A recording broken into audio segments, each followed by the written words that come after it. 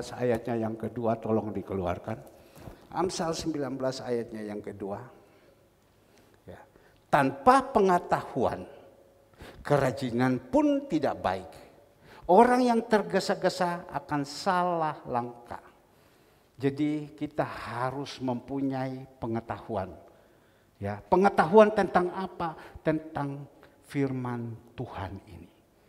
Tapi kalau kita jadi anak Tuhan, mengikuti Tuhan tanpa pengetahuan akan kebenaran firman, itu sia-sia.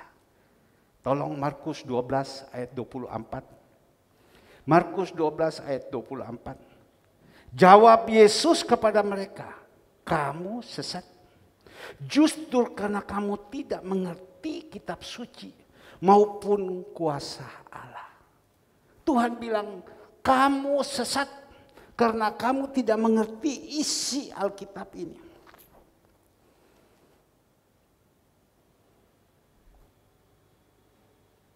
Karena kamu tidak mengerti isi kitab suci maupun kuasa Allah. Jadi kalau kita tidak mengerti firman Tuhan, tidak mengerti pengetahuan-pengetahuan ini, kita tidak tahu. Karena apa? Kita berkata, menurut pikiran saya, menurut pikiran orang. Tapi Tuhan katakan, pikiranmu bukan pikiranku. Jalanmu bukan jalanku. Jadi kembali lagi, kita harus pegang ini. Ini adalah kebenaran. Jadi saya berdoa, biar jemaat Tuhan tahu kenapa dalam keadaan pandemi seperti ini, ada berapa banyak gereja-gereja tutup. Kenapa gereja kita ini kok masih tetap buka? Apakah gembala ini bongol? Apakah gembala ini dah takut mati? Tapi saya tetap pegang firman Tuhan. Tapi kita juga jadi orang harus bijaksana.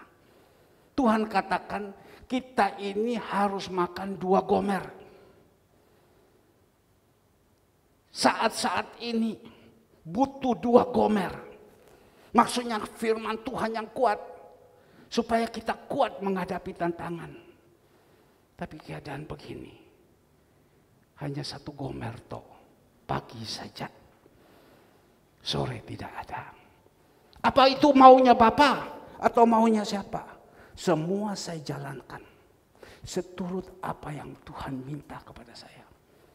Tuhan perintahkan kepada saya. Cukup pagi saja. Karena keadaan di luar seperti ini. Nah Bapak Ibu yang dikasihi Tuhan. Mungkin kita bertanya. Apa fungsi, apa guna daripada ibadah ini? Ya. Apa fungsi, apa guna daripada ibadah ini?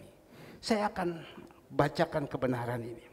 Di dalam Keluaran 23 ayat 20 sampai 25. Janji dan teguran kepada Israel. Sesungguhnya aku mengutus seorang malaikat berjalan di depanmu untuk melindungi engkau di jalan dan untuk membawa engkau ke tempat yang telah kusediakan. Jagalah dirimu di hadapannya dan dengarkanlah perkataan. Jangan engkau menduka kepadanya, sebab pelanggaranmu tidak akan diampuninya, sebab namaku ada di dalam dia. 22. Tetapi jika engkau sungguh-sungguh mendengarkan perkataannya hari ini, apa yang disampaikan, dan melakukan dengan segala yang kufirmankan, maka aku akan memenuhi musuhmu dan melawanmu. Sekali lagi. Tetapi jika engkau sungguh-sungguh mendengarkan perkataannya dan melakukan segala yang kufirmankan, maka aku akan memenuhi musuhmu dan melawan-lawan. Siapa musuh kita? Penghulu-penghulu udara. Siapa musuh kita? Virus-virus ini yang sekarang ini sedang ditakuti. Tuhan katakan, musuhimu dan melawanmu. Dia sedang melawan kepada kita. Tapi ayat 29. Sebab malaikatku akan berjalan di depanmu dan membawa engkau kepada orang Amori, orang Het, orang Feris, orang Kanaan, orang Hewi dan orang Yebus. Dan aku akan melenyapkan mereka. 24. Dengar baik-baik. Dan boleh dibaca. Janganlah engkau sujud menyembah kepada Allah. Allah itu huruf kecil, Allah lain. Mereka atau beribadah kepadanya. Beribadah kepada Baal-Baal. Dan janganlah engkau meniru perbuatan mereka. Tetapi haruslah engkau memusnahkan sama sekali patung-patung berhala buatan mereka. Dan tugu-tugu berhala mereka harus kau remukkan sama sekali. Berhala-berhala di dalam ibadah ini. Jangan kita pikir beribadah, kita berhala-berhala yang apa ada di dalam dunia. Hari Minggu ini adalah hari Sabat, kita beribadah. Marilah kita datang beribadah, Tuhan bilang kepada Tuhan. Jangan kita berhala dengan dunia yang ada di luar. Kerja sih boleh oke kerja. Semua yang kita perbuat boleh. Karena kalau kau tidak bekerja jangan kau makan. Tetapi Tuhan bilang supaya kita ini harus beribadah kepada Tuhan. Karena Tuhan katakan di dalam ayat 25. Tetapi kamu harus beribadah kepada Tuhan Allahmu. Maka ia akan memberkati roti makananmu dan air minumanmu, dan aku akan menjauhkan penyakit dari tengah-tengahmu. Saya berharap saya sampaikan firman, jangan jalan kiri kanan. Dengar ini. Inilah pesan Tuhan. Kalau kita mau beribadah kepada Tuhan, dan firman Tuhan dia katakan, tetapi kamu harus beribadah kepada Tuhan. Harus beribadah kepada Tuhan Allahmu. Maka ia ini huruf besar. Tolong dikeluarkan ya. Saya tidak tahu ya. Maka ia ini huruf besar. Akan memberkati roti makananmu, air minumanmu. Dan aku akan menjauhkan penyakit dari tengah-tengahmu. Ini firman Tuhan yang perlu kita pegang. Saya tidak berkata tentang roti makananmu dulu. Memang itu butuh.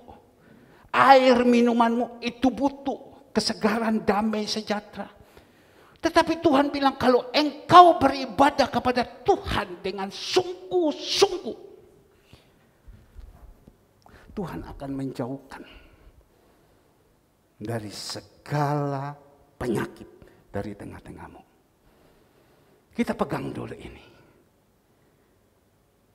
Maka itu tadi di dalam Amsal 19 ayat 2. Kita harus punya pengetahuan tentang firman.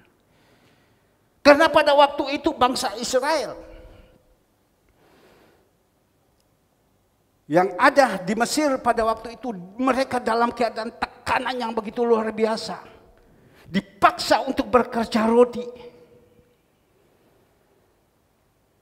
Sehingga mereka tidak kuat. Mereka berseru kepada Bapa di surga. Bapa, kami tidak kuat. Kami mendapatkan tekanan begitu luar biasa. Hidup kami sudah tidak kuat, beban yang begitu berat. Karena apa? Karena mereka itu dosa. Maka itu ada orang yang susah. Karena apa? Karena dosa. Ada yang susah karena Tuhan izinkan. Ada orang yang sakit itu karena dosa. Tapi ada juga yang sakit adalah Tuhan izinkan. Nah, Bapak Ibu yang dikasihi Tuhan, pada waktu bangsa Israel itu minta tolong Tuhan. Tuhan minta Musa keluarkan mereka. Keluarkan mereka. Aku tidak punya rencana yang jelek untuk umatku. Mereka itu umat pilihanku. Keluarkan mereka. Keluarkan mereka. Kemana? Ke Kanaan. Tanah yang penuh dengan susu dan madu. Berarti menceritakan kekekalan. Keluarkan mereka. Musa bawa. Keluar. Bayangkan dari kegelapan menuju pada terang. Untuk mematikan kedinginan ini berat sekali. Tapi Allah pesan kepada Musa, bangun bait Allah. Bangun bait Allah. Supaya bangsa ini pada waktu mereka keluar. Kalau mereka jalan sendiri, mereka tidak akan kuat. Mereka tidak akan kuat. Mereka butuh aku. Maka itu bangun bait Allah. Ada tabernakel di situ. Bangun. Supaya apa? Bangsa ini bisa beribadah. Seperti pagi hari ini. Kenapa gereja tetap buka? Supaya jemaat Tuhan bisa beribadah. Tentu kita datang di dalam ibadah ini. Tuhan menjanjikan. Roti makananmu diberkati. Air minumanmu juga. Bahkan Tuhan menjanjikan. Segala penyakit yang ada dijauhkan. Segala virus-virus yang ada dijauhkan. Itu janji Tuhan. Asal kita sungguh-sungguh beribadah kepada Tuhan. Kita pegang baik-baik. Dan juga di dalam perjanjian baru. Rasul Paulus katakan kepada Timotius.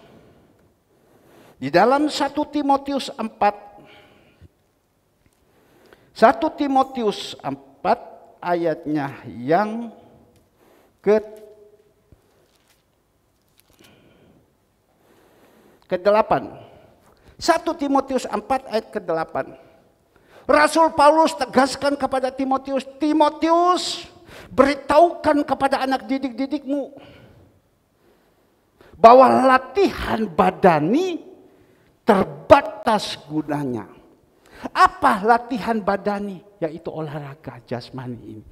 Ya, terbatas gunanya. Saya setiap pagi saya harus latih badani, saya renang. Tapi terbatas gunanya. Tetapi dia katakan, tetapi ibadah itu berguna dalam segala hal. Tetapi ibadah ini berguna dalam segala hal.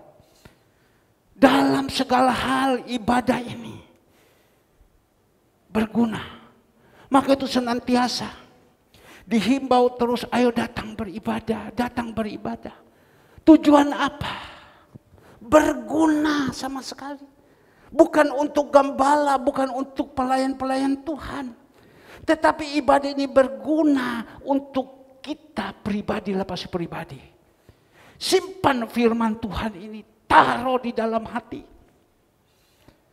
Saya katakan, tetapi ibadah berguna dalam segala hal karena mengandung janji baik untuk hidup ini maupun untuk hidup yang akan datang. Ibadah ini mengandung janji hidup di dalam dunia dan akan datang. Saya kasih lagi ayat 1 Timotius 6 ayatnya yang ke-6. 1 Timotius 6 ayat ke-6. Memang ibadah itu kalau disertai rasa cukup memberikan keuntungan besar. Sebab kita tidak membawa sesuatu apapun dalam dunia. Dan kita pun tidak dapat membawa apa-apa keluar. Jadi kalau memang ibadah itu kita merasakan cukup, kita merasakan enak, sudah sih, ya itu mengandungkan berkat yang begitu luar biasa. Maka itu Bapak Ibu yang dikasihi Tuhan. Di dalam 1 Petrus 4 ayat ke-8 dan ke-9. Katakan di dalam ibadah itu ada mengandung janji. Karena di dalam ibadah ini ada kebenaran-kebenaran firman yang seperti saat ini disampaikan. Tuhan katakan kalau engkau mau mendengar dan kau melakukan, Tuhan akan jadikan kita kepala bukan ekor. Naik terus dan tidak turun. Tuhan tidak izinkan kita minta pinjam, tetapi meminjami. Kalau kita mau mendengar betul-betul dan melakukan. Dan itulah ada janji Tuhan. Di dalam ibadah kita mendengar kebenaran firman. Di dalam ibadah kita memuji memuliakan Tuhan. Ada urapan Tuhan turun di dalam hidup kita. Pikiran kita itu berubah. Hati kita itu berubah. Sehingga pada satu saat kekal itu kita akan menerima. Surga yang kekal. Karena di dalam dunia kita ini sudah dirubah. Maka itu Tuhan katakan kita menjadi murid Tuhan. Kuburkan itu manusia lama. Karena yang baru itu sudah menanti kita. 2 Korintus 5 ayat 17. Nah Bapak Ibu yang dikasih Tuhan. Kita butuh sekali mengerti. Belajar. Dan biar firman ini masuk dalam hidup kita. Jangan kita belajar kita hanya masukkan di otak. Dan kita melakukan dengan pikiran kita. Itu kita jadi ahli Taurat. Firman itu hidup dalam hidup kita. Dan saat ini, Bapak Ibu yang dikasih Tuhan, kita sudah datang beribadah. Secara manusia, kenapa kau nekat? Kenapa kau mau beribadah? Tahu keadaan seperti ini di luar. Kenapa mau? Tapi Tuhan masih sayang kita. Pandemi sudah jalan hampir 2 tahun. Kita masih tetap beribadah. Dan saya melihat di dalam ibadah ini. Karena kita punya iman. Tuhan pagari kita. Dan Tuhan jauhkan kita dari segala penyakit. Virus-virus semua. Dan saya melihat semua jemaat Tuhan. Semua dalam perlindungan Tuhan. Berikan kemuliaan untuk Tuhan Yesus. Mungkin kita bertanya, Pak. Bagaimana Bapak Toga Sirait? Bagaimana almarhumah Ibu Asinahot?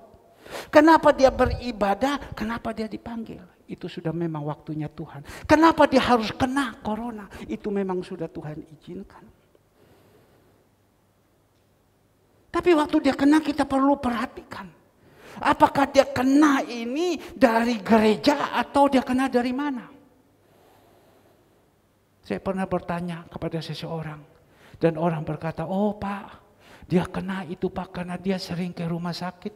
Dia pada waktu ke rumah sakit. Di sana begitu banyak orang sakit. Persis waktu itu mereka lemah. Mereka kena. Karena virus itu menyerang.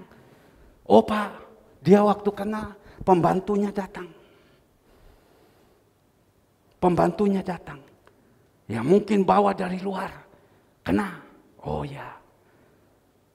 Jangan sampai karena beribadah itu kena.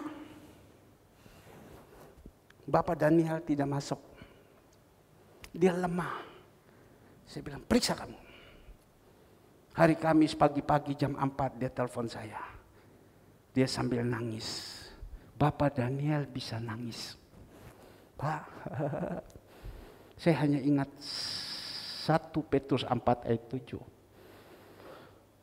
Segala kesudahan sudah dekat. Punya penguasaan diri. Tenang dulu. Pada waktu jam 4 dia bel sama saya, Pak, gini-gini. Aku udah kuat. Tugas saya malam. Tenang dulu, saya bilang. Tenang dulu. Kita berbicara, kenapa? Batuk saya dan lain-lain segala semua. Oh ya, tenang. Saya jangan ngomong. Tenang. Pada waktu dia sudah tenang semua, ayo kita berdoa. Karena firman Tuhan katakan di dalam 1 Petrus 4 ayat 7, tolong dikatakan. Kesudahan segala sesuatu sudah dekat, karena itu kuasailah dirimu. Karena pada waktu dia sedang goyang-goyang, kuasailah dirimu. Maka itu kita sebagai gembala senantiasa mengarahkan kepada jemaat, ada masalah, kuasailah dirimu. Jangan gugup, tenang. Kita harus bertumbuh. Supaya tahu, oh ini ada rencana Tuhan. Kuasailah dirimu. Dan jadilah tenang supaya kamu bisa berdoa. Saya ajak dia berdoa. Tenang dulu. Lap air mata dulu. Semua. Aku udah bisa tidur, Pak. Saya udah bisa tidur. Batuk-batuk terus, Pak. Hati juga takut.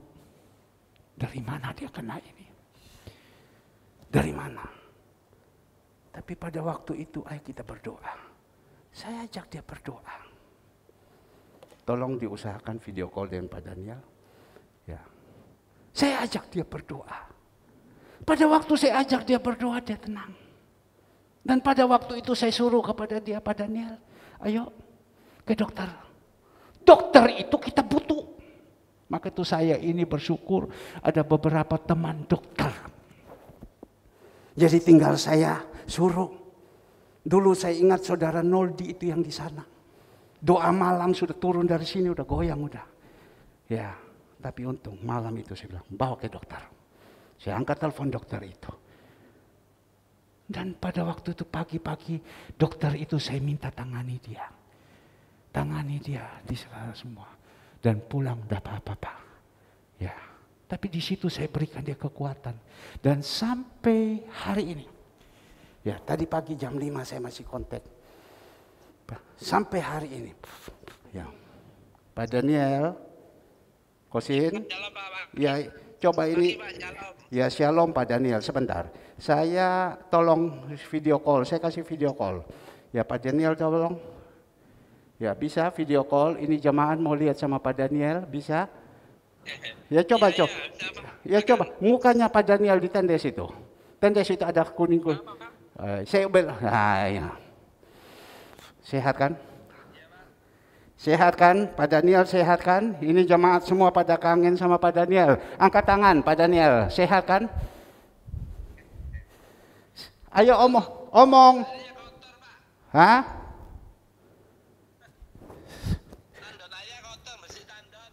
Bersih tandon. Sebentar Pak Daniel, jemaat ini sayang Pak Daniel. Dipikir Pak Daniel sekarang lagi infus kek, lagi apa, lagi sehat kan? Lagi sehat kan Pak Daniel? Pak Daniel dadah dulu sama jemaat. Ya, dadah. Halo dadah. Ya, dia adalah orang yang nurut. Dia flu, saya bilang sama dia, kamu di rumah. Baik Pak, nurut. Ya, dan semua dalam keadaan baik Pak Daniel ya. Sehat Pak Daniel ya. Pak Daniel nanti sebentar saya kirim nasi bungkus buatan Ivon ya. Pak Daniel ya. Pon siap untuk Pak Daniel ya. Ya. Ya, sehat semua ya. Ya, nanti ada jus juga ya, Pak Daniel. Tuhan berkati. Semua kangen dengan Pak Daniel. Ya. Tolong kamarnya itu di fogging semua ya. Oke. Ya, baik. Sudah ya. Pak Daniel ya, saya tutup ya Pak Daniel ya. Saya lanjutkan khotbah. Tuhan berkati Pak Daniel cepat sembuh. Ya, minggu depan kita bisa kumpul lagi. Tuhan berkati. Ya, mari. Ya. Orang ini nurut, senang. Dia flu, saya tanya kepada dia, kamu dapat ini flu dari mana? Apakah dari gereja? Tidak Pak, dari mana? Anak saya Denny. Selama seminggu ada di Bali, pergi di Bali. Dan kita tidak tahu di Bali bagaimana. Di sini kan dia punya anak David dan Devina. Dulu Denny ada, tapi karena dia tahu bagaimana, ya sudah. Tapi di sini kita melihat dia pergi. Dan pada waktu dia pulang, Minggu malam, dia ketemu dengan Pak Daniel. Senin, Selasa, Rabu. Dan di situ saya cek Denny, oh lagi flu. Berat, tapi sekarang juga dia dalam keadaan baik. Berikan kemuliaan untuk Tuhan Yesus. Nah Bapak Ibu yang dikasihi Tuhan, sekarang warning. Tuhan pesan kepada kita, Di dalam satu kebenaran firman Tuhan, mari kita buka di dalam 1 Tesalonika. 1 Tesalonika 4 ayatnya yang kelima. 1 Tesalonika 4 ayatnya yang kelima. Jemaat jangan takut. Ya, virus di sini sudah Tuhan pinggirkan dengan kuasa darah Tuhan. Tuhan sudah pagari kita semua. Cuma Tuhan pesan kepada kita semua pada hari ini. Di dalam 1 Tesalonika 5. Saya akan membaca ayat 1 sampai dengan ayatnya ke-11. Saya minta jemaat juga ikut. Supaya kita tahu apa yang Tuhan pesankan kepada kita hari ini. Berjaga-jaga. Tetapi tentang zaman dan masa saudara-saudara tidak perlu dituliskan kepadamu. Karena kamu sendiri tahu benar-benar bahwa hari Tuhan datang seperti pencuri pada malam. Apabila mereka mengatakan semuanya damai dan aman, maka tiba-tiba mereka ditimpa oleh kebinasaan. Seperti seorang perempuan yang hamil, ditimpa oleh sakit bersalin, mereka pasti tidak akan luput. Tetapi kamu saudara-saudara, kamu tidak hidup di dalam kegelapan. Sehingga hari itu tiba-tiba mendatangi kamu seperti pencuri. Karena kamu semua adalah anak-anak terang dan anak-anak siang. Kita bukan orang-orang malam atau orang-orang kegelapan. Sampai di sini dulu. Bapak Ibu yang dikasihi Tuhan. Tadi dikatakan kita harus mengerti. Punya pengetahuan tentang firman Tuhan. Bahkan Tuhan mengatakan umatku binasa karena tidak mengerti isi Alkitab. Bagaimana kita bisa mengerti isi Alkitab kalau kita tidak pernah membaca? Bagaimana kita membaca kalau tidak ada yang mengertikan? Maka itu di dalam gereja ini artikan kepada kita. Ini tulisan dari Rasul Paulus. Kepada siapa? Kepada jemaat yang ada di Tesalonika. Di situ 1 Tesalonika 5. Surat yang pertama. Rasul Paulus katakan kepada jemaat-jemaat yang ada. Dikatakan di sini berjaga-jagalah. Berjaga-jagalah.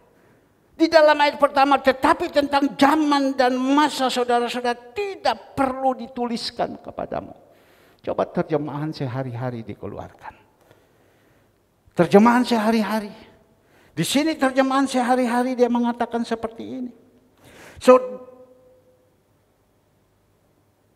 Saudara-saudara, tidak perlu kami menuliskan kepadamu kapan waktu yang tepat hal-hal itu akan terjadi.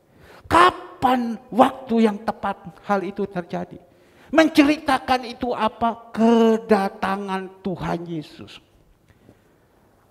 Tidak ada satu orang pun yang tahu kedatangan Tuhan Yesus. Hanya Bapa di surga yang tahu. Tidak ada yang tahu. Semuanya hanya Bapa di surga. Maka itu Tuhan minta kepada kita. Kalau dia datang, dikatakan di dalam ayatnya yang kedua. Ya. Terjadi sebab kalian sendiri tahu dengan jelas bahwa hari kedatangan Tuhan itu akan tiba-tiba seperti pencuri. Ya. Dia datang dengan tiba-tiba seperti pencuri. Maka itu kita jadi anak-anak Tuhan. Tuhan pesan kepada kita. Kita harus jadi orang. Di dalam hari-hari yang terakhir ini. Tuhan izinkan semua kesusahan-kesusahan yang begitu luar biasa. Tuhan izinkan penyakit virus yang begitu luar biasa. Sehingga mendatangkan kematian-kematian yang begitu banyak. Barusan Bapak Budi Setioputra kirim ke grup. Itu dokter mengatakan. Bukan kita menakutkan, tidak. Supaya kita tahu. Bahwa virus dulu permisi melalui hacing saja itu sudah kena. Tapi yang sekarang ini, virus ini. Bukan hanya 1, 10 macam virus. Kita hanya berseberangan saja, itu sudah kena. Ini berarti menceritakan sangat-sangat gawat. Apa dikatakan Tuhan Yesus itu jahat? Tidak. Sehingga dia mengatakan hari-hari yang terakhir ada begitu banyak kesukaran. Dengan adanya macam begitu. Virus yang begitu banyak, orang tidak bisa berbuat apa-apa. Semua orang pada ketakutan. Usaha-usaha semua pada kehancuran. Negara juga sekarang sudah boleh dikatakan kehabisan uang. Terjadi kesusahan. Nah inilah Bapak. Karena ada seperti ini. Ini adalah apa? Tanda-tanda. Kita perlu dulu tahu. Bahwa tidak lama lagi Tuhan datang. Kedua dikatakan. Tentang jasmani tadi. Kesusahan-kesusahan. Jadi kesusahan-kesusahan ini kalau kita menghadapi, kita mau lari pada siapa? Semua di luar pada susah. Mau lari kepada siapa? Kemarin teman saya dokter, dia masih pesan sama saya. Karena medis. Itu betul. Hati-hati dia bilang.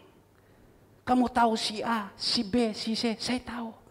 Sekarang ini dia sedang kena COVID suami istri. Dia lari ke rumah sakit yang ada di Surabaya. Semua tidak bisa dia masuk.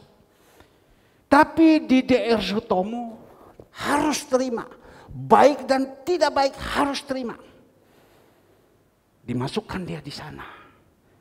Orang berduit. Sekarang sudah tidak peduli orang punya duit dan tidak. Tapi pada waktu masuk di sana dia tidak tahan. Biasa kan? Biasanya tidur di ruang AC.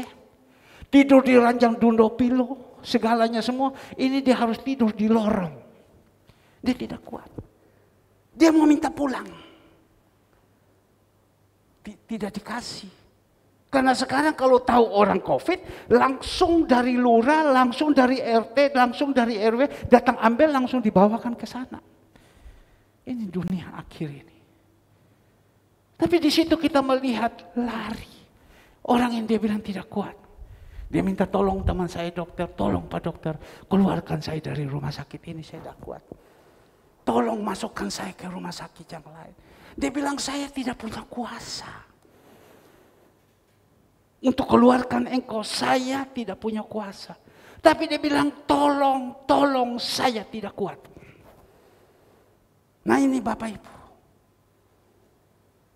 Ada banyak kesusahan-kesusahan. Tapi kita mau larikan kemana? Lari saat ini kepada Tuhan. Bila aku di dalam kesesakan. Aku berseru kepadamu Tuhan.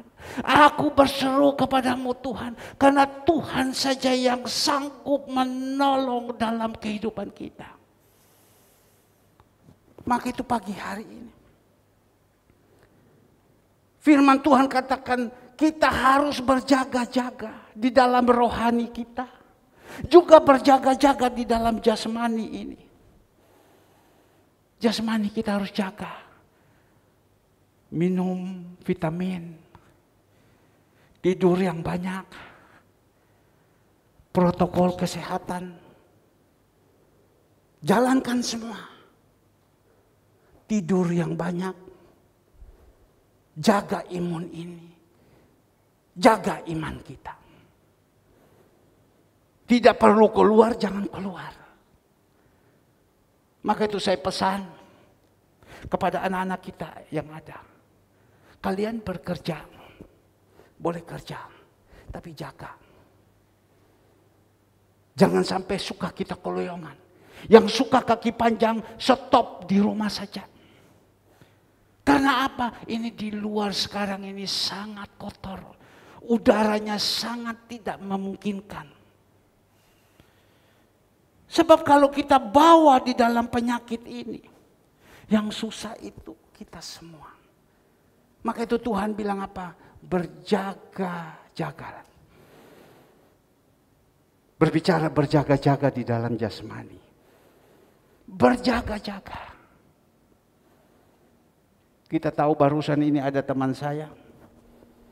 Mama baik-baik di rumah, tidur-tidur, sakit Parkinson. Papa sehat-sehat saja, baik-baik di rumah. Tapi suami istri ini keluar terus, jalan. Ya memang dia pergi cari order dan lain-lain, jalan. Tapi mereka datang membawa virus ini. Tentu anak pada waktu itu pulang, dia mungkin tidak mandi, dia tidak apa, dia datang lihat mama. Bagus mama dalam keadaan sini. Mama baik-baik. Mama sedang Parkinson sudah 20 tahun. Mama baik-baik. Ternyata dia tidak sadar itu virus yang datang bawa kepada mamanya. Dan sampai sekarang mamanya ada di rumah sakit. Suaminya yang sedang baik datang pergi lihat istrinya. Mama sehat. Sehat.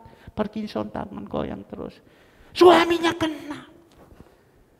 Maka berjangkitlah semua. Suami, istri, anak, mantu, cucu, pembantu kena semua. Yang susah siapa?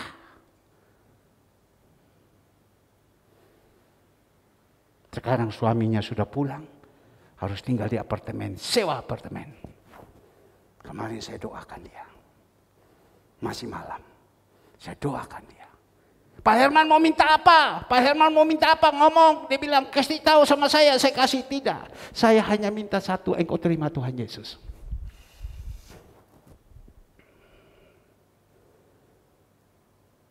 Maka itu berjaga-jaga, kita di rumah berjaga-jaga. Yang keluar juga sikil dowo, suka jalan, hati-hati. Sebab kalau sampai kena, gimana? Bapak Daniel sekarang, anak, semua di rumah karantina semua. Ya. Kenapa? Ada satu. Saya pesan jemaat Tuhan yang ada di sini. Anak-anakku yang kalian suka pergi. Wes coba sementara stop dulu. Kalau bekerja, ya sudah. Maka itu pemerintah bilang, stop semua perusahaan-perusahaan. Kebanyakan dari rumah kerja. Kalau kita masih tetap disuruh bekerja, kita hati-hati jaga protokol. Pulang dari kerja, pakaian kotor semua cuci, semua mandi, baru boleh masuk kamar. Jangan kita bawa orang tua yang sudah umur, sudah ada banyak penyakit-penyakit, darah tinggi ada, gula ada, ini ada, segala semua. Itu gampang untuk masuk. Pesan. Kedua, Tuhan pesankan juga kita. Karena dia katakan kita tidak tahu kapan Tuhan datang seperti pencuri pada tengah malam. Kita tidak tahu kapan kita dipanggil Tuhan. Seperti pencuri. Tiba-tiba diizinkan. Barusan ada teman saya cerita. Seorang pengacara. Pagi dia pergi makan. Waktu pergi makan, sampai sana makan, habis makan selesai dia pulang. Besok dia sakit perut. Lusa dia muntah-muntah. Lain lusa jatuh pingsan. Wa inna lillahi rajiun. Hasilnya apa? Positif. Kirim sama saya belajar. Seperti ini, kita harus jaga. Cuma sekarang dia dipanggil namanya Hana Sarjana Hukum. Cuma dia dipanggil di atas, sudah dipanggil. Apakah tempat itu dia miliki apa tidak? Karena Tuhan mengatakan aku pergi ke atas untuk menyediakan tempat bagimu. Saatnya sudah selesai, aku akan datang menjemput kamu. Kita ini sudah disiapkan tempat di atas. Tapi bagaimana pada waktu kita pulang, tempat itu yang Tuhan siapkan itu jadi milik kita atau milik orang lain. Maka itu Tuhan berkata, berjaga-jagalah. Saya ambil di dalam firman Tuhan, di dalam Matius 25. Coba kita baca. Matius 25 ayat pertama. Tentang gadis-gadis yang bijaksana dan gadis-gadis yang bodoh. Pada waktu itu hal kerajaan surga seumpama 10 gadis yang mengambil pelitanya. Dan pergi menyongsong mempelai laki-laki. Tentang apa? Tentang kerajaan surga. Dicontohkan sebagai 10 gadis. Ada gadis yang bodoh, ada gadis yang bijaksana. Nah, kita sekarang boleh merenungkan. Gadis yang bodoh ini dia menerima Tuhan, minyaknya dia tinggalkan. Gadis yang bijaksana ini dia terima Tuhan, pelita ada, minyaknya juga dia jaga. Berarti dia hidup sungguh-sungguh di dalam Tuhan, dalam pengurapan Tuhan. Dia tidak menjadi jemaat suam-suam kuku. Dan firman Tuhan katakan, pada waktu itu mereka menunggu. Kok Tuhan belum datang? Kok Tuhan belum datang? Tiba-tiba, song-songlah. Tuhan itu datang. Dari 10 gadis ini ada yang bijaksana, ada yang bodoh. Yang bijaksana enteng-enteng aja. Tuhan sudah datang, dia udah siap, dia udah takut mati. Ada berapa banyak orang yang sudah sungguh-sungguh sama Tuhan kan tidak takut mati. Dia udah siap. Tapi yang bodoh ini takut. Waktu Tuhan datang bingung. Yesus ada di dalam dia. Tapi minyaknya tidak ada. Dia hanya terima Tuhan Yesus. Yang ada sama dia apa? Seperti minggu lalu saya khotbahkan, hanya daun tok. Berkat dunia tok yang ada. Tetapi tidak ada buah. Buah pertobatan tidak ada. Dia bingung. Dia datang kepada yang bijaksana, minta dong. Dia bilang tidak bisa. Saya tidak bisa kasih kamu. Kalau sekarang saya kasih kamu, saya seperti kamu.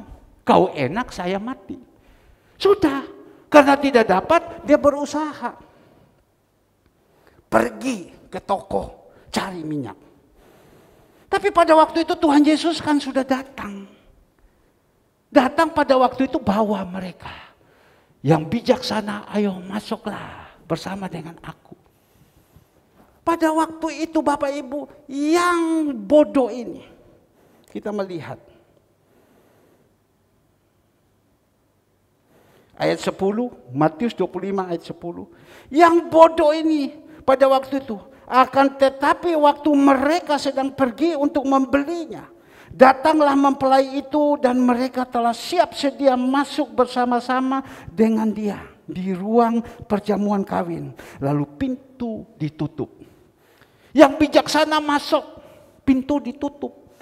Tetapi yang 12 ini, tetapi ia menjawab, aku berkata kepadamu sesungguhnya aku tidak mengenal. 11. Kemudian datang juga gadis-gadis yang lain itu. Dan berkata, Tuhan, Tuhan, bukan kebukakan kami pintu. Tetapi ia menjawab, aku berkata kepadamu, sesungguhnya aku tidak mengenalmu. Dia pergi membeli minyak. Dia bawa, pintu sudah tutup. Tapi dia bawa ini, terlambat. Tuhan tolong, buka pintu. Tuhan bilang, tidak. Tetapi ia menjawab, aku berkata kepadamu, sesungguhnya aku tidak mengenal kamu. Maka itu pagi hari ini, saya sebagai gembala berdoa untuk jemaat Tuhan yang ada di sini.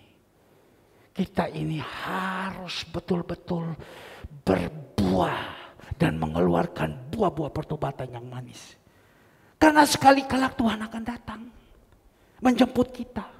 Apakah kita ini termasuk manusia bijaksana, gadis yang bijaksana atau gadis yang bodoh?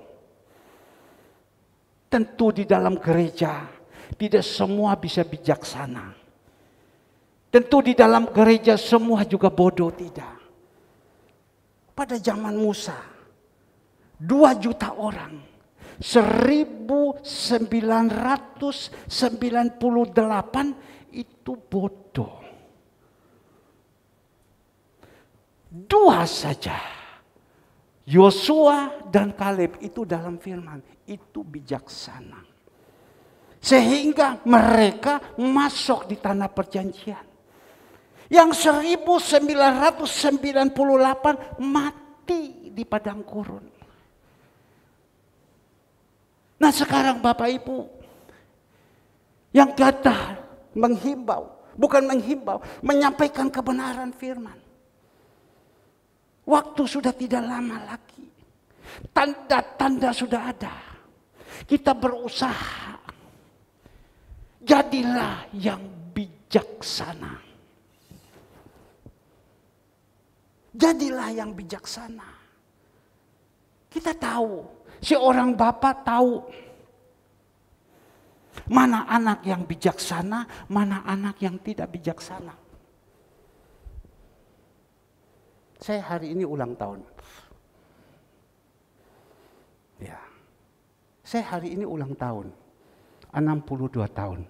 Saya tidak minta apa-apa. Saya hanya minta satu. Jemaat Tuhan, kalian jadilah gadis yang bijaksana. Itu saja sudah puas. Saya turun pagi. Keluarga kami bukan keluarga yang terlalu gimana gitu. Jam 12, happy birthday, happy birthday. Tidak.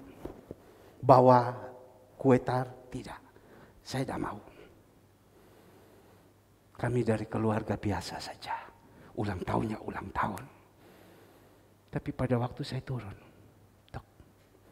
Itu karena sudah ajaran. Andre lagi bikin pintu. 4:30 pagi. Lagi bikin pintu. Saya masuk. Selamat ulang tahun Papa. Ya. Selamat ulang tahun Papa. Senang. Karena ada anak. Ya. Saya ketemu saya punya anak. Kesia. Makanya saya bilang kan ada. Dia ketemu sama saya. Saya ada di pintu. Dia hanya jalan saja begini. Ya. Karena kami tidak mendidik anak-anak seperti itu. Istri saya ketemu juga dia tidak bilang, tasun pipimu. Kan ada orang gitu, tasun pipimu. Beli ini gini. Tidak. Biasa, dia tidak ucapkan sama saya selamat ulang tahun. Sudah memang biasa. Karena memang ajarannya dari orang tua seperti itu. Cuma kemarin waktu Kesia selesai sidang. Bukan sidang di pengadilan, tidak. Sidang. Selesai sidang, waktu sedang sidang saya datang dari olahraga, mamanya gini, karena sedang sidang. Saya masuk, boy, sidang ya sidang. Ya apa? Baik, ya sidang sudah. Tapi waktu sudah selesai sidang, apa yang terjadi guru bilang memang kau pintar. Segala semua sidang. Selesai sidang mamanya bawa kembang. Kembang, kasih kembang. Sopo sing tuku kembang, saya bilang. Boros-boros no duit. Ya. Karena memang didikan gitu, tapi dia kasih kembang. Ada macam-macam anak-anak yang dididik. Juga jemaat.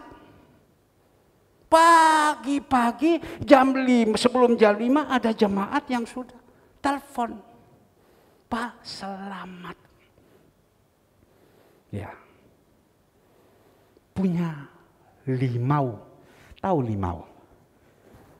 Bu, arti limau itu apa, Bu? Hah? Punya sopan santun. Punya limau. Sopan santun. Saya tanya sama dia, kenapa engkau pagi-pagi kau ini? Ya saya merasakan. Bapak adalah gembala saya. Bapak membimbing saya. Saya sampai hari ini. Kan tidak ada salah. Kalau saya menghormati. Coba kita lihat. Di dalam firman Tuhan. 1 Tesalonika 5 ayatnya yang ke-12. 1 Tesalonika 5 ayat 12. Kami minta kepadamu saudara-saudara supaya kamu menghormati mereka yang bekerja keras di antara kamu, yang memimpin kamu di dalam Tuhan dan yang menegur kamu. Ini firman. Dan dia kasih sama saya ayat ini. Karena dia katakan, kami minta kepadamu saudara-saudara supaya kamu menghormati mereka yang bekerja keras di antara kamu, yang memimpin kamu di dalam Tuhan, yang menegur kamu. Punya aturan. Maka itu Bapak Ibu yang dikasih Tuhan. Kita didik.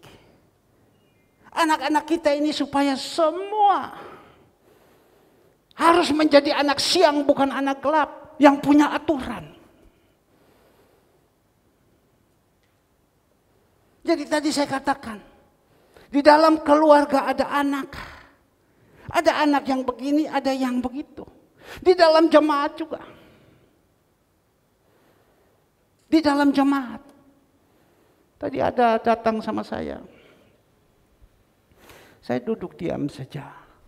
Tapi memang Efesus 6 ayatnya yang pertama. Coba ayat ini lagi. Efesus 6 ayatnya yang pertama. Hai anak-anak, taatilah orang tuamu yang di dalam Tuhan, karena haruslah demikian. Bahkan juga kita melihat. Ini firman.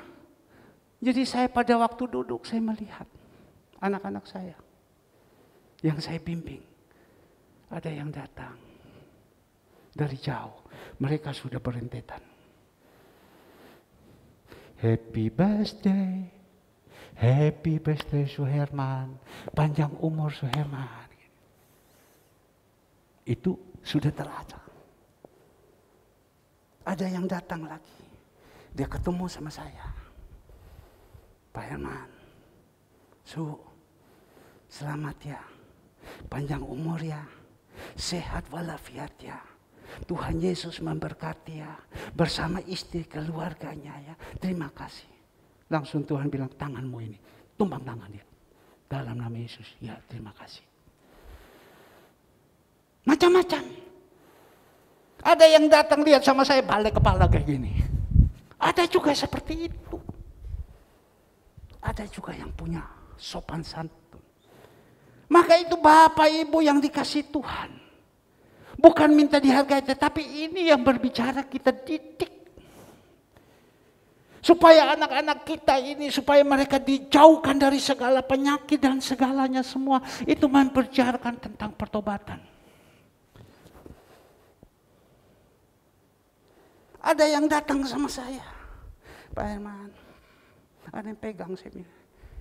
Pak Herman, Pak Gembala, ada yang datang. Ada yang datang lagi sama saya. Pak, ini barang mau tak kasih siapa? Jangan repot. Yang penting kalian sudah sadar jadi berkat. Saya sudah senang. Nah Bapak Ibu yang dikasih Tuhan. Ini. Maka itu Bapak Ibu dikatakan. Pencuri datang ya pada tengah malam. Tapi pada waktu tengah malam dia datang, dia angkat kepada kita. Apakah kita jadi pengikut Kristus ini ikut terangkat apa tidak? Saya percaya. Kalau kita ini adalah domba yang suka dengar-dengaran, yang sudah dirubah manusia lamanya menjadi manusia baru. Dengan sendirinya dia akan terangkat dan dia masuk di dalam pesta anak domba Allah. Maka itu Bapak Ibu yang dikasih Tuhan. Tuhan pesan kepada kita. Virus ini boleh datang segalanya semua. Tapi kalau kita ada di dalam jalannya Tuhan. Kalau kita ada di dalam jalannya Tuhan. Saya percaya. Virus itu tidak akan menyerang kepada kita. Tidak akan bisa dia menyerang. Seperti kita tahu. Ayub 1 ayat 1. Ayub 1 ayat 1. Siapa itu? Ada seorang laki-laki di tanah Uz bernama Ayub. Orang itu apa? Saleh. Orang itu jujur. Ia takut akan Allah dan menjauhi kejahatan. Ini Ayub. Dia saleh. Dia jujur. Dia takut akan Allah dan menjauh kejahatan. Tapi kita melihat di dalam ayatnya yang ke-10, iblis berusaha menyerang, mau menghancurkan dia. Tapi kita lihat di dalam ayat 10. Pada waktu itu Allah katakan kepada iblis, engkau boleh lihat semua yang ada di sini. Di muka bumi ini kau boleh serang. Cuma hanya satu, Ayub. Tapi dia katakan, coba Ayub kau serang. Iblis bilang apa? Ayat 9 dulu. Lalu jawab iblis kepada Tuhan, apakah dengan tidak mendapatkan apa-apa Ayub takut akan Allah? Lanjut. Bukankah engkau membuat pagar sekelilingi dia dan rumahnya serta segala yang dimilikinya? Apa yang dikerjakan telah diberkati dan dimilikinya makin bertambah di negeri ini. Karena apa? Tuhan itu membuat pagar. Coba kau angkat itu pagar. Kan dia akan menghujat engkau. Tuhan bilang silakan. Dan kita melihat dia saleh, dia jujur, hidup takut akan Tuhan. Kejahatan tidak ada, Tuhan pagari. Yang saya mau berdoa, Tuhan, jemaat Tuhan yang ada di sini, kau pagari mereka. Tapi bagaimana yang tahu Tuhan itu bisa memagari dan tidak Tuhan yang tahu itu orang itu? Pak, berarti Pak Daniel itu dosa ya? Sehingga sekarang dia flu? Enggak, belum tentu. Tuhan izinkan. Pagi dia sekarang dia tadi lagi kasih bersih tandon. Ya. Dia bersih tandon. Tuhan jaga terus dia. Tuhan sertai dia terus. Dia lagi bersihkan tandon. Pak, aku datang ke gereja. Dah, di rumah saja. Di rumah saja. Baik, Pak. Bagaimana Pak anak saya, David? Bagaimana Pak anak saya Devina? Di rumah saja. Mereka lagi sehat. Semua di rumah saja. Baik Pak. Maka itu Bapak Ibu yang dikasih Tuhan. Kita tidak tahu pencuri datang pada tengah malam. Kita dipanggil. Apakah sudah ada tempat di atas? Kita boleh merenungkan pagi hari ini. Antri loh. Tapi ingat, mati, hidup itu di tangan Tuhan. Antri loh. Saya lihat kemarin di TV One, bukan menakuti, tidak. Kemarin dulu 130 sekian orang yang dikebumikan di kuburan COVID di Jakarta. Itu di tempat lain lagi 100 sekian, 30 sekian. Setiap hari terus. Oksigen sudah menipis. Dokter sudah angkat tangan. Kita tidak tahu kita ini. Tapi yang Tuhan pesan kepada kita, satu, berjaga-jaga secara jasmani. Ya, saya bayar sama Ibu Miriana, Bu. Tidak perlu atur saja dari rumah. Ya, banyak pergumulan. Ya sudah, atur dari rumah, Tuhan tolong. Saya berbicara juga kepada jemaat-jemaat yang lain. Jaga baik-baik, tidak perlu jangan. Dan juga kita berjaga-jaga rohani. Jangan seperti kita gadis yang bijak, yang bodoh. Jangan. Hanya percaya Yesus. Tapi karakternya tidak ada. Buah-buah pertobatan tidak ada. Percayalah Yesus. Ini sudah ada perubahan. Itu yang paling penting. Lanjut kita melihat. Di dalam 1 Tesalonika 5 ayat ketiga. Apabila mereka mengatakan semuanya damai dan aman, maka tiba-tiba mereka ditimpa oleh kebinasaan. Seperti seorang perempuan yang hamil ditimpa oleh sakit. Bersalin, mereka pasti tidak akan luput. Bapak Ibu yang dikasihi Tuhan, apa yang dikatakan Rasul Paulus kepada jemaat yang ada di Tesalonika? Jangan kau berpikir saya ini aman-aman saja.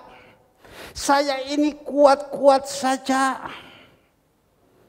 Tuhan bilang, kamu lihat orang yang hamil 9 bulan 10 hari.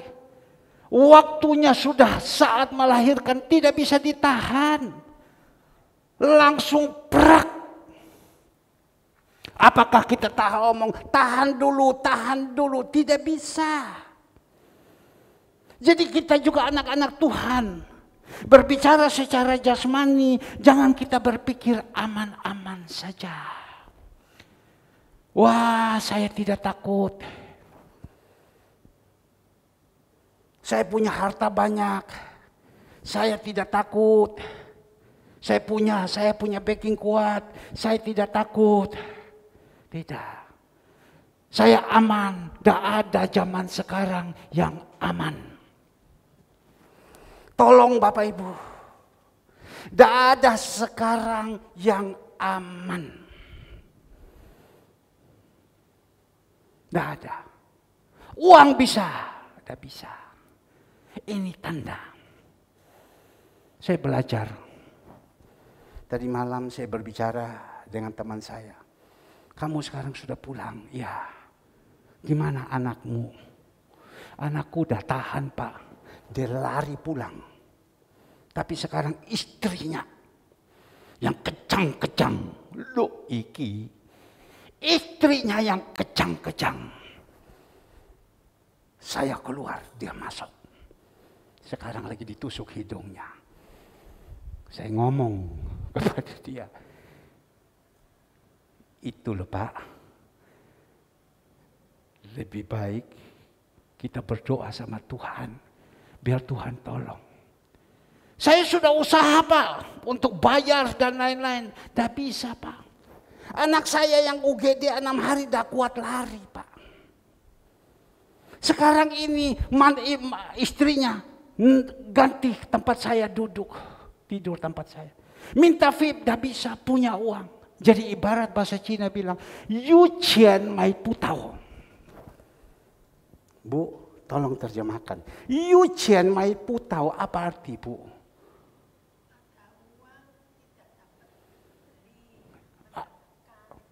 Ada uang, kita punya uang tidak bisa kita beli. Yang tadi saya ceritakan, dia sudah kadung masuk ke DR Sutomo. Dia di sana ada di lorong, dia ngomong sama dokter. Dokter tolong keluarkan saya. Itu orang punya duit, saya kenal baik. Punya toko di Pabean. Dulu sering hubungan dengan kami. Tolong Pak, keluarkan kami, suami istri kami tidak bisa. Ini bukan sakit jantung, bukan sakit apa. Kalau sudah COVID masuk karantina. Lurah mulai datang, RT mulai datang, semua mulai datang. Diperiksa semua. Tolong Pak, punya uang tapi tidak bisa. Jadi jangan berpikir kita ini aman-aman saja karena punya uang. Uang kami butuh, tetapi bukan segala-galanya. Bukan segala-galanya. Segala-galanya hanya Tuhan. Dan dia bilang, apabila mereka mengatakan semuanya damai, aman, tiba-tiba mereka ditimpa oleh kebinasaan. Tidak ada orang yang dikatakan aman, aman, damai, damai. 3 hari yang lalu, hari Kamis, di sini duduk seorang pejabat. Dia duduk di sini. Saya doakan dia. Seorang pejabat dari Jakarta. Dia ke kantor Departemen Dalam Negeri, atur dana-dana semua. Datang ke Surabaya, periksa dokter. Dokter katakan, engkau punya gula ini tinggi. Engkau punya jantung bermasalah.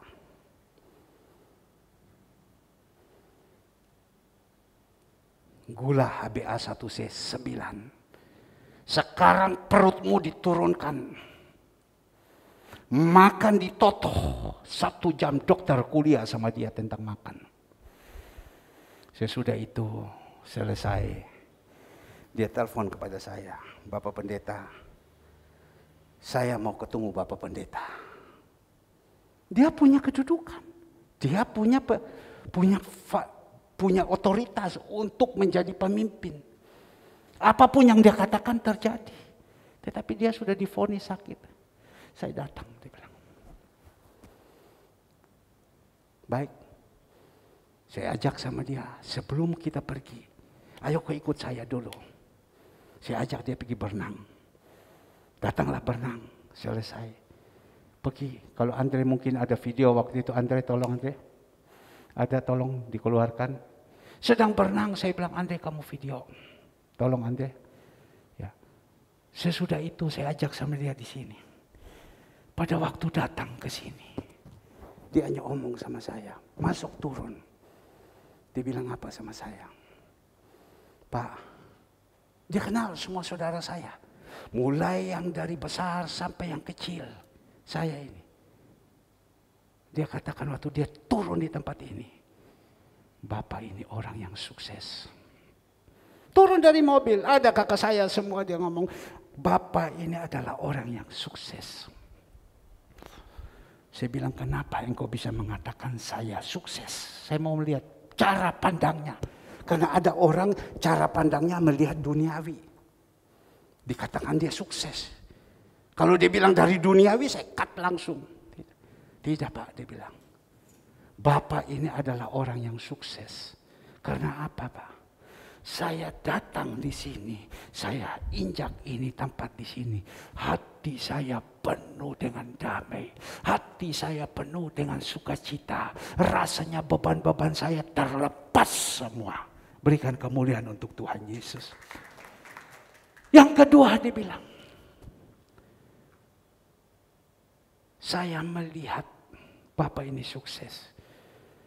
Selama hari Senin sampai hari Kamis, saya berjalan dengan anak Bapak Andre, sinyong manis ini dia bilang. Saya melihat punya satu kerendahan hati. Nah ini yang saya mau berbicara.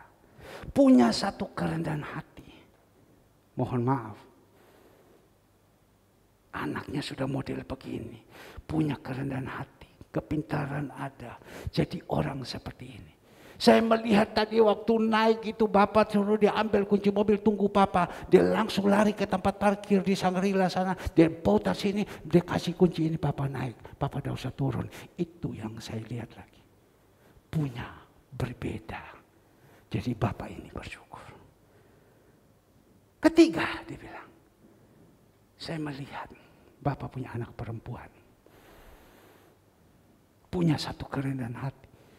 Datang menyukui dengan rendah hati. Urus segala sesuatu. Kenapa? Karena dia bilang ada berapa banyak anak-anak orang tuanya kaya tapi anak-anaknya rusak.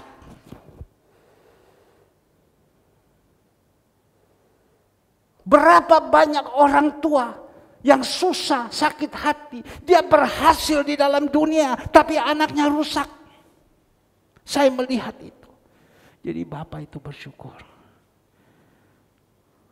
Mari Pak, tolong doakan saya. Saya doakan dia di sini. Tuhan hanya taruh. Tuhan, saya mau doa apa? Tuhan, saya mau doa apa? Tuhan hanya taruh.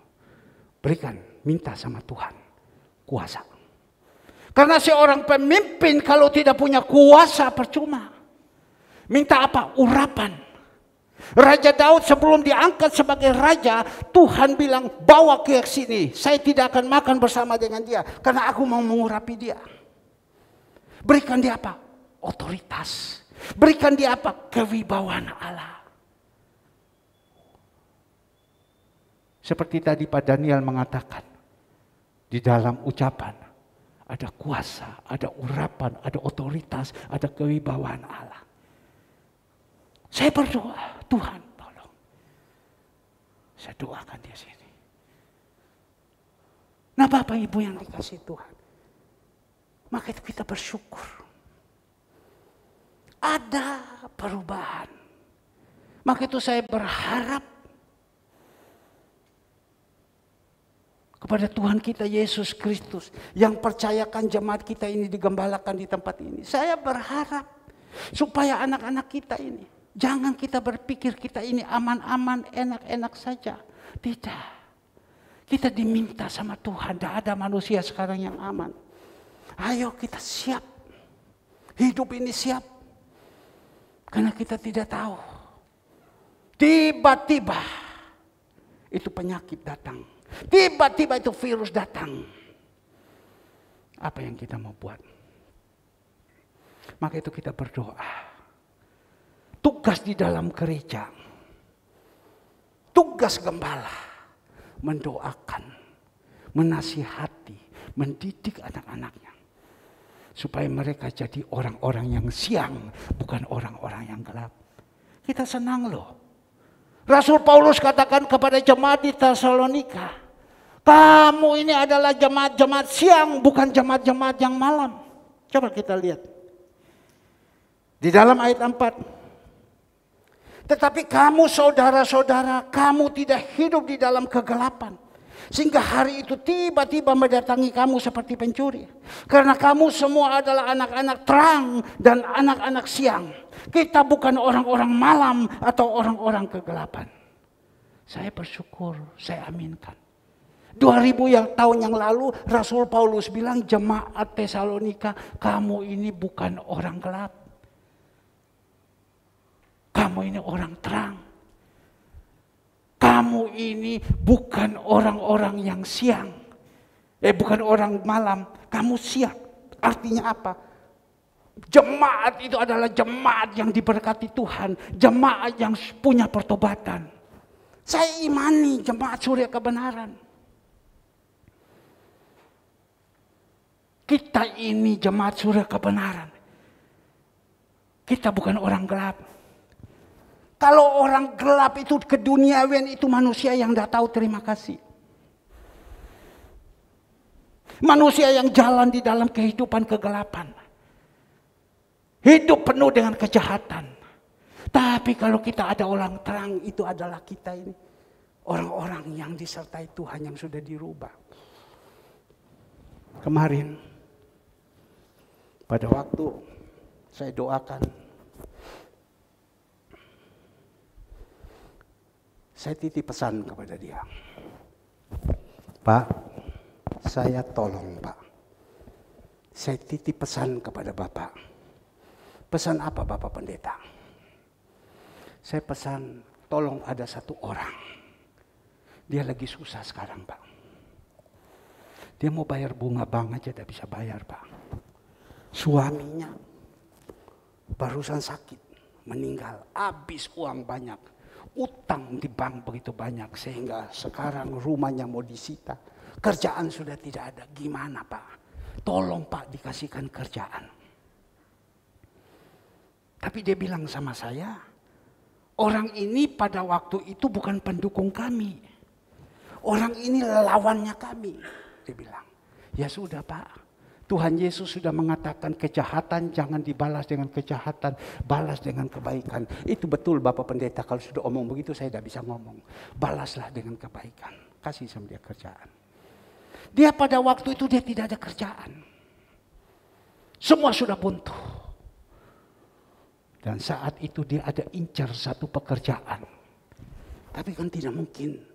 Dia udah dipagari semua tidak dapat. Tapi dia terus semangat, dia melawan. Tapi saat itu ditutup. Dan saat itu dia pulang. Saya bilang tolong Pak, kasihkan. Pulang dia langsung panggil pimpronya bicara. Tolong orang ini kamu kasihkan kerjaan ini sama dia. Langsung waktu kasih kerjaan, dia kan kepingin mau kerja yang anggaran sekian. Tapi tidak dikasih, kasih yang ini dulu.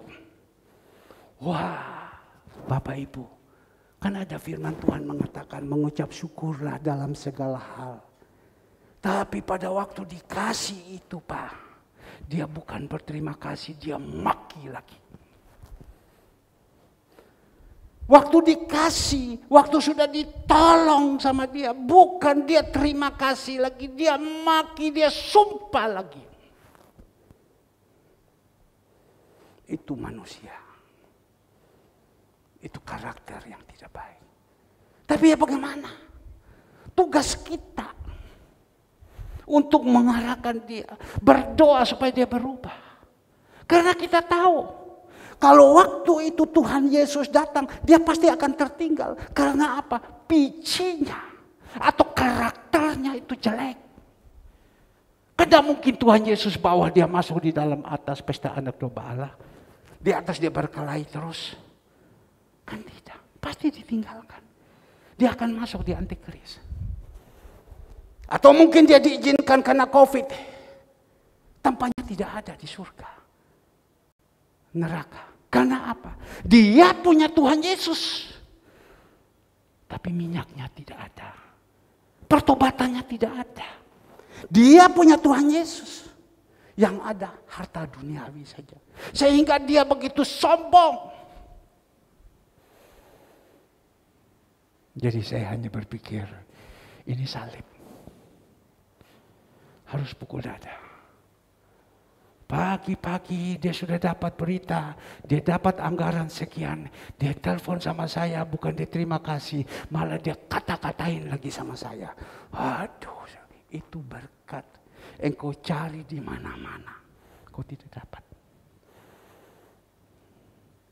Jadi kita ini kadang mau jadi manusia baik itu susah.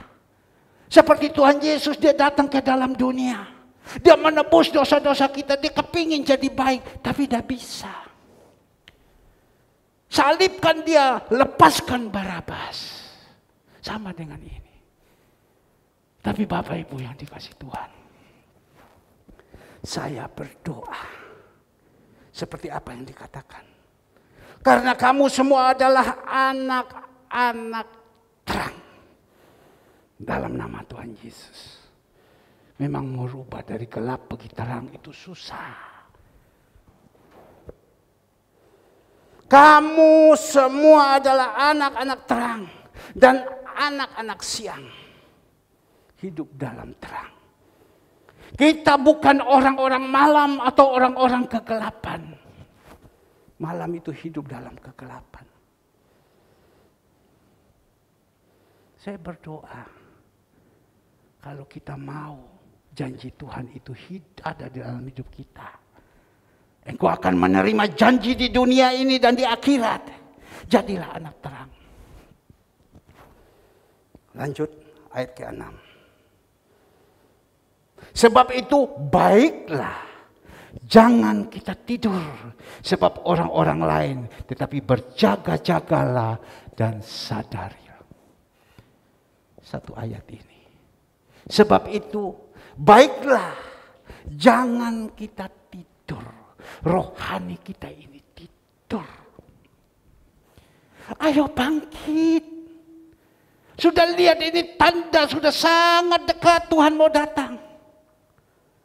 Pak, Tuhan Yesus masih lama datang, Pak. Jangan bohongi kami, tidak. Virus ini sudah sangat dekat ada di kita. Orang mengatakan sekarang ada 10 macam virus. Delta, Omega, Oppo, 1001 macam.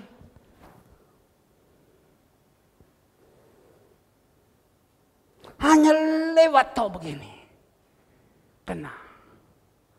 Tapi saya berdoa dalam nama Yesus. Kita lewat ini, urapan Tuhan. Urapan Tuhan yang ada. Tutup bungkus dengan kuasa darah. Ayo. Tidak ada yang kita banggakan dunia ini. Kakak saya matanya barusan yang lalu 1 tahun lebih mau operasi. Sudah operasi. Sekarang dia punya ini pindah. Matanya kabur. Punya uang. Mau datang Surabaya tidak bisa. Covid sudah begitu kuat. Tidak berani. Punya uang.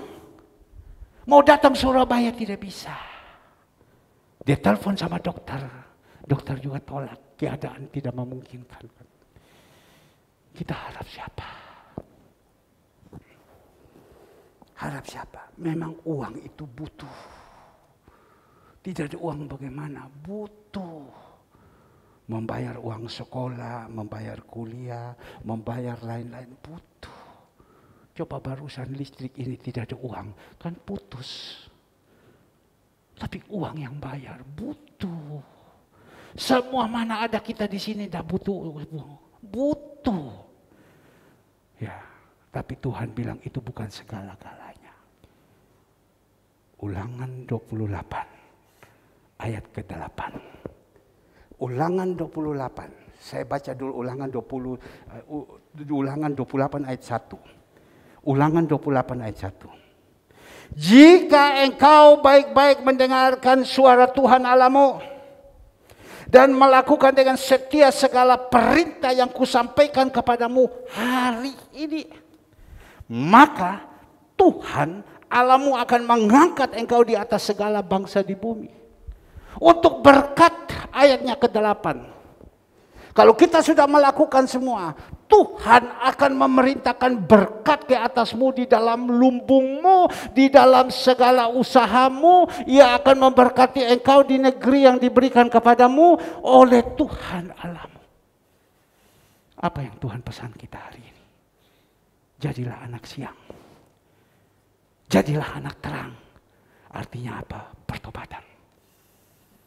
Kalau kita sudah bertobat, Tuhan akan memerintah. Itu berkat itu gampang. Dia akan memerintah. Dia tinggal jamah saja hati orang itu. Karena Tuhan katakan hati raja ada di tangan Tuhan. Dia tinggal ketuk saja itu hati orang itu. Tak langsung datang bawa. Kasih kamu tahu langsung. Kemarin waktu orang itu ngomong, ada satu orang berkata kepada saya, "Yopo, wong iki mekiti. Kamu sudah tolong dia. Bicara kepada yang berkuasa dan sudah dikasih. Sedah karuan-karuan. Telepon ono batal kembali aja." Saya bilang tidak. Saya di gereja ini sudah cukup lama melayani. Saya tahu. Firman Tuhan bilang apa? Kejahatan jangan dibalas kejahatan. Balaslah dengan kebaikan. Jadi diteruskan. Teruskan saja. Dia mau maki terserah. Nah inilah manusia. Biar firman Tuhan pagi hari ini bisa menjadi berkat bagi kita semua. Dan sebentar kita akan akhiri. Kita akan memberikan yang terbaik untuk Tuhan Yesus. Dan untuk sore ibadah tidak ada. Saya pesannya, anak-anakku yang kukasihi, jangan berpikir ibadah tidak ada. Aduh, kesempatan malam kita jalan-jalan. Tolong kalau kita di rumah dulu. Itu di luar udah ganas. Ya, ini kenapa kita beribadah ini? Karena kita tahu kita butuh Tuhan supaya Tuhan kasih kekuatan. Saya pesan juga untuk yang bekerja besok hari, jaga ya. Benar-benar jaga. Berdoa sama Tuhan supaya kita keluar disertai. Tidak usah keluar. Itu yang Tuhan pesan kepada saya. Kepada jemaat. Tidak perlu keluar. Ya, jangan kita keluar. Kita bawa virus masuk.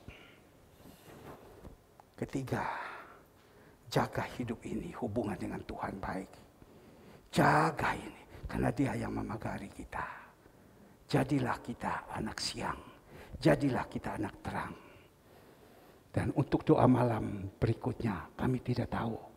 Nanti akan kami kabari kembali.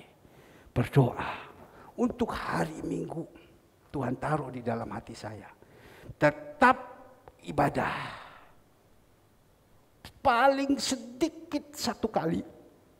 Kalau minggu depan sudah turun semua aman. Kita kembali normal semua. Tapi kalau masih gawat kita usaha 1 kali saja. Pintu belakang buka. Pintu muka buka. Jadi lewat semua. Tapi saya percaya Tuhan senantiasa menyertai kita. Pemusik, singa ya.